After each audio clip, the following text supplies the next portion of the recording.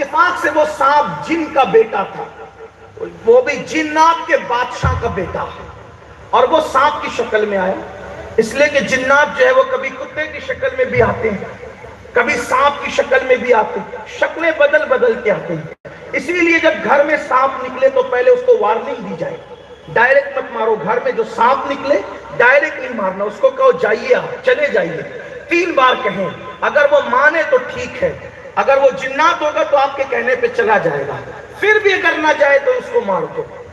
تو جنات کبھی کبھی سانپ کی شکل میں آتے ہیں، یہ حدیث میں بھی ہے، بڑے بڑے بزرگوں کی کتابوں میں موجود ہے۔ تو اس بزرگ نے اس کو مار دیا، اب وہ مر گیا۔ مرنے کے بعد جب جنات کے بادشاہ کو پتا چلا کہ میرے بیٹا سانپ کی شکل میں اس کے گھر گیا تھا، فلاں عالم کے گھر، اس نے مار دیا، اس نے بولا اٹھا کے لا اس کو۔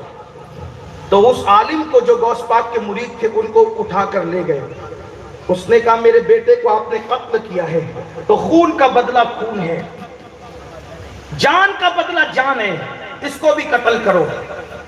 جو جناتوں کا جلاد تھا اس کو حکم دیا تلوار اٹھا اس کو قتل کر۔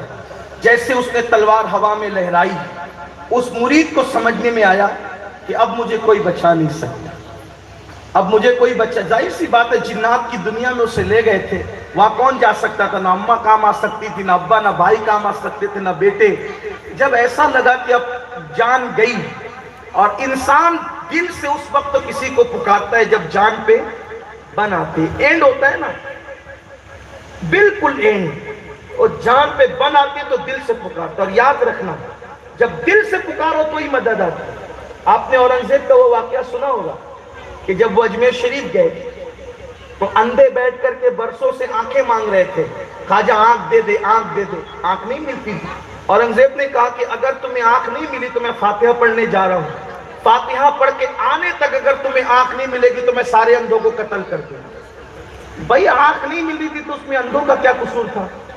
سزا کس کو دی جا رہی ہے؟ اندھوں کو، ان کا کوئی قصور ہے ان کو آنکھ نہیں مل رہی تو؟ لیکن اورنگزیب گئے فاتحہ پڑھنے کے لیے، اور جب واپس آئے ان اندھوں کو آنکھ مل گئی تھی۔ بھائی دھمکی اندھوں کو دی گئی اور خواجہ نے آنکھ دے دی، جس کو دھمکی دی گئی اس پر اثر ہونا چاہیے تھا، حالانکہ آنکھ مل گئی۔ تو یہ فلسفہ کیا ہے؟ آخر اورنگزیب نے غریب نواز سے سفارش کرنے کی بجائے دھمکی کس کو دی؟ اندھوں کو دی۔ کیوں؟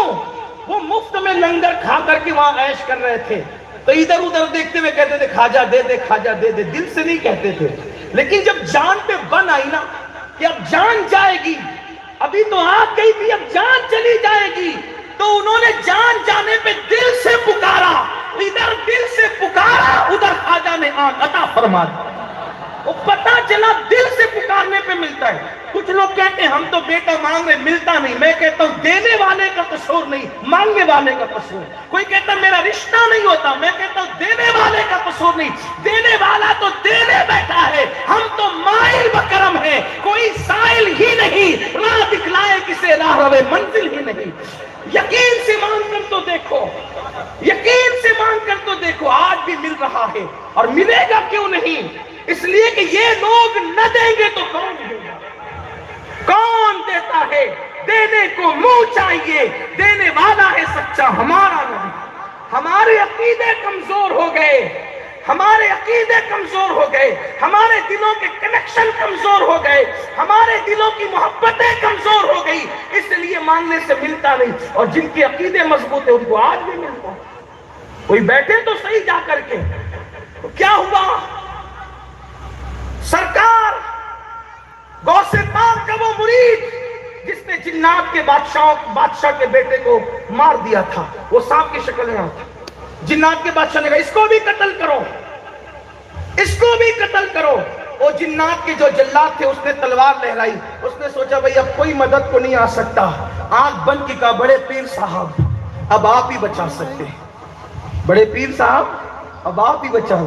کچھ لوگوں کے نظریے میں یہ شرک بھی ہو سکتا ہے، لیکن آپ سے کہنا چاہتا ہوں ہم جب کسی کو مدد کے لیے پکارتے ہیں تو اس عقیدے سے پکارتے ہیں مؤثر حقیقی اللہ کی ذات ہے، مدبر حقیقی اللہ کی ذات ہے، امداد سب اللہ کی طرف سے ہے، اللہ نے ان کو ذریعہ بنا دیا، اس نیت سے پکارتے بِإِذْنِ اللہ، اللہ کی